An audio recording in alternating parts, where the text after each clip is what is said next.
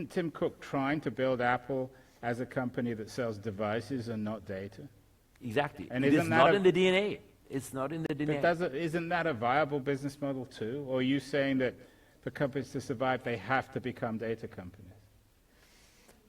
I think if they understood what it means to be a data company, they would be even more valuable.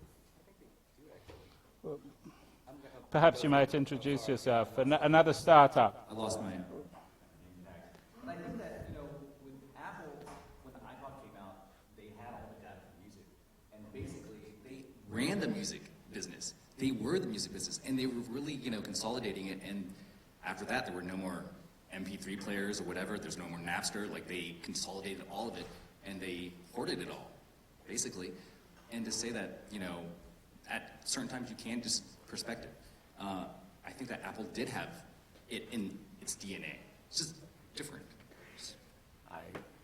I think reasonable people can disagree, but I think if you think about, let's say, Spotify's recommendation for songs compared to iTunes, I don't know how people feel about it, but I use Spotify. But to be honest, every company is using data because they have to actually... Sure, I mean on a deep level. On a deep level. Of course, Apple knows what I've bought. By the way, I'm still waiting for my iPads. If anybody has any connection, I owned it like 3 months ago and they haven't arrived yet.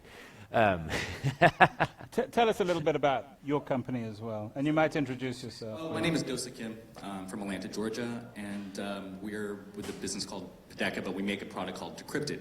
So we encrypt 3D. We won the South by Southwest Innovation Interactive Awards this year. It's been kind of a whirlwind. I just got off the plane. That's the same award WeVibe got, right? No, I think... I'm not, they called us out and we just kind of showed up. But it's been the same about data. It's like, I think that where data goes, if it's, encrypting data, but if it goes to the person and that person actually made a 3D object, it gives power to that person. And so I think that, data is good. But if data is only, privileged to the companies or to businesses, then it's really bad for, people. People have, being an artist, it's important to say that I made this.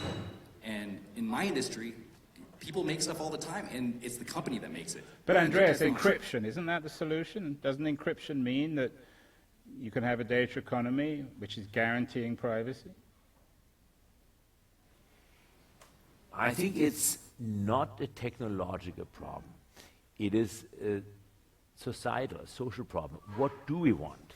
So if I really go through all the hoops, and for instance, I never tell an Uber driver who I am, let's assume that works, or I tell Lyft never the address I really want to go to, I always add a couple of numbers or subtract a couple of numbers so they really can build a database about me.